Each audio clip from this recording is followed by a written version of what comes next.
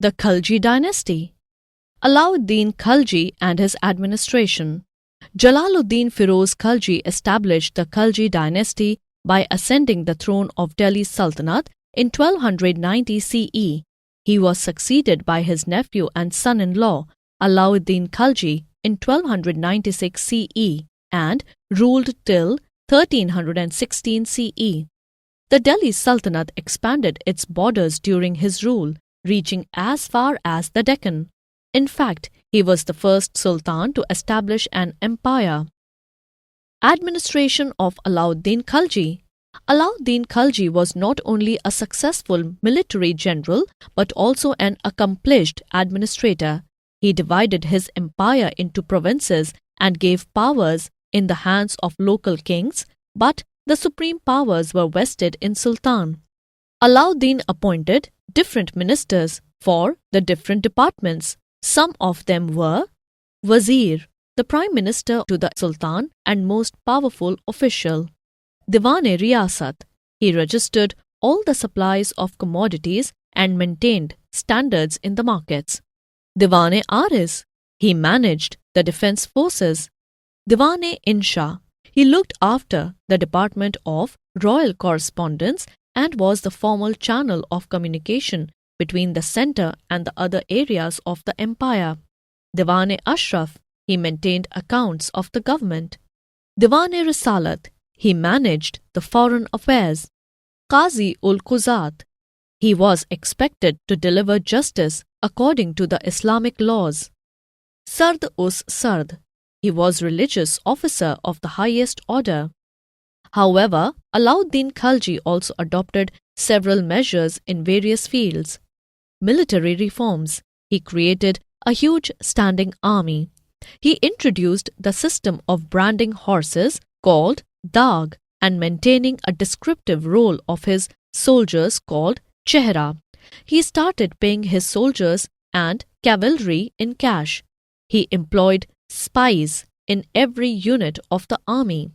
The nobles were prohibited from maintaining armies. He demanded a fourth-fifth share of the spoils of war from his soldiers instead of the traditional one-fifth share. Market reforms. He controlled the prices of necessary goods so that his soldiers could buy goods and food even at a low salary. He set up 3 markets, one for food grains, the second for cloth, and the third for horses, slaves, and cattle.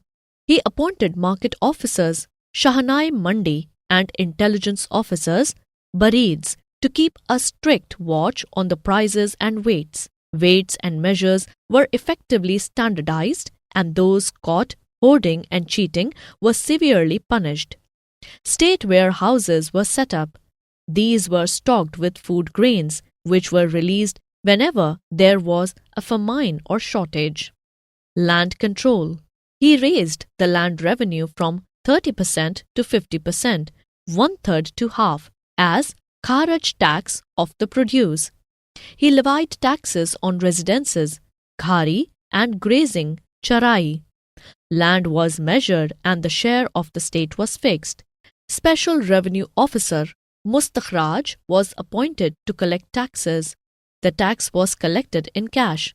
Alauddin Khalji took all the administrative powers in his hands and believed that administration should be based on the monarchic laws. Art and architecture. In the court of Alauddin Khalji, there were many flourished artists and men of letters, including the great Persian poet Amir Khusro. Alauddin Khalji had keen interest in architecture. He built Alai Darwaza, which served as the gateway to Qutb Minar, a madrasa and a tomb attributed to him in the Qutb Minar complex. He also ordered to build Alai Minar, which sought to be better looking than the Qutb Minar in the Qutb Minar complex, but unfortunately it was not completed. He also built the city fort, and the fort was once considered the pride of the city for its palace of 1,000 pillars called the Hazar Sultan and Hauz-e-Alai, now known as Hauz Khas.